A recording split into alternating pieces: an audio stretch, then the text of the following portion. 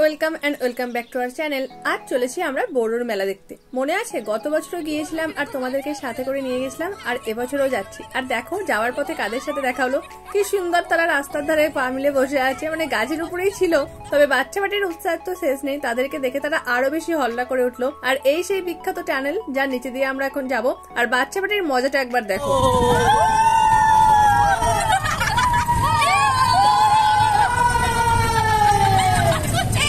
শুনতে পেলে তাদের চিৎকারের আওয়াজ। তো আমরা তো এখন মাঠ পেরিয়ে যাচ্ছি, আর চারপাশে পুরো সবুজে সবুজ দিয়ে ঢাকা। কি সুন্দর দেখতে লাগছে তাই না?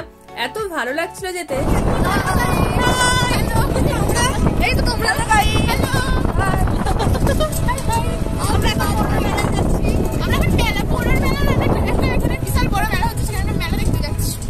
দেখা যাক এখন মেলা কত বড় আছে।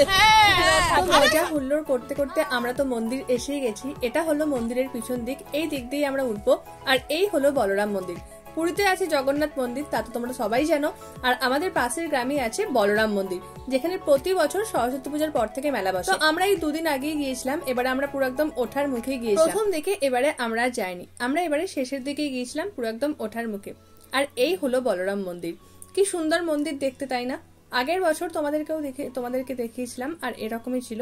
এবছরও যাক একই আছে।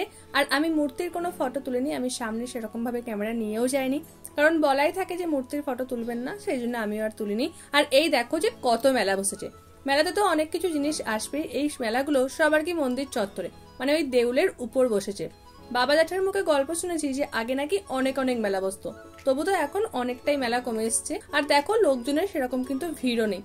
হয়তো মেলার একদম শেষ দিন, তাই হয়তো সেরকম ভাবে আর ভিড় নেই। তবুও আগের বারে গিয়ে দেখেছিলাম লোকজনের ভিড় বেশ ভালোই ছিল, কিন্তু এবারে তো সেটাও নেই।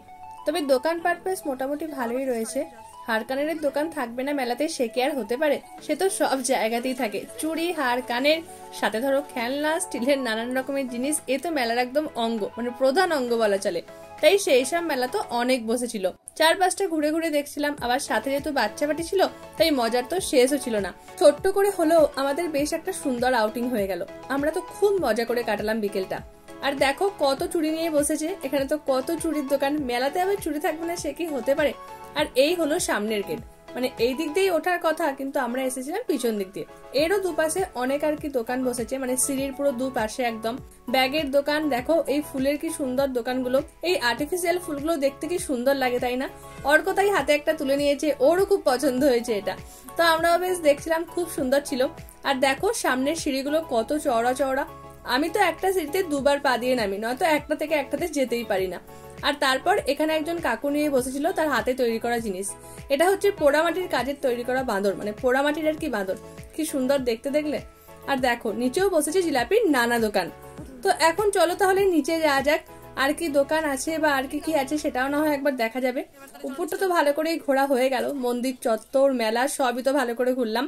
তোমাদেরকে মন্দিরটা আর একবার দেখিয়ে দিই। এর ভেতরেই আছে ঠাকুর, আমাদের বলরাম ঠাকুর, যার 14টা হাত আর 13টা সাপ আছে। তো চলো উপরে তো দেখা হলো, এবার একবার নিচে যাওয়া যাক। কে কে ঝাল ছাড়া ফুচকা খাবে? আমি একদম ঝাল খেতে পারি না। যাও সামনে চলে যাও, কাকু তোমাকে শুধু মশলা দিয়ে দেবে, আর তারপর এরা সবাই ঝাল দিয়ে খাবে, তাই তো? জল ছাড়া ঝাল ছাড়া খাবো। আচ্ছা শুকনো ম্যান। এই ও শুকনো গাল, হ্যাঁ ঠিক।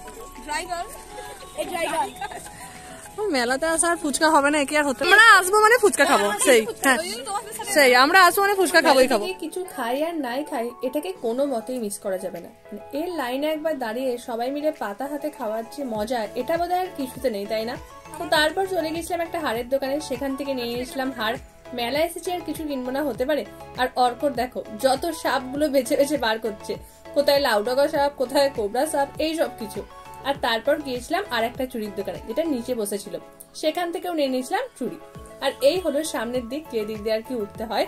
আর নিচেটা ঘুরে দেখলাম, সেখানে তো জিলিপির দোকান, হারকানের দোকান, অনেক কিছু। আর এই যে পাশে স্কুলটা দেখছো, এটা আমার বাবার স্কুল ছিল, তারপর বাবা অন্য জায়গায় শিফট করে যায়। তারপর আমরা আবার সামনে এগিয়ে চললাম, আর দেখলাম যে চপ ভাজা হচ্ছে।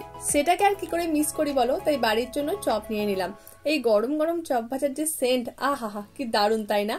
আর তারপর আমরা চলে এলাম একটা রেস্টুরেন্টে। যত আনহেলদি হোক আর যাই হোক না কেন, খেতে তো ঠিক হবেই হবে। শুধু কি আর ফুচকায় হয় বলো? তাই আমরা আবার সবাই নিয়ে নিলাম একটা করে রোল, আর সেই রোল টোটোয় বসে খেতে খেতে চলে এলাম আমরা বাড়ি। তো আমরা তো প্রচুর মজা করলাম, খুব ভালো সময় কাটলাম। তোমাদের ব্লগটা কেমন লাগলো কমেন্ট আমাকে অবশ্যই জানিও।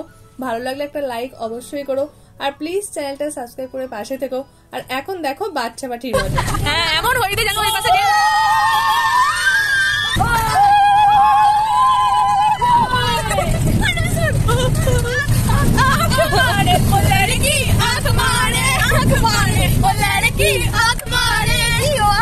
তারপরে মিউজিকটা দেয়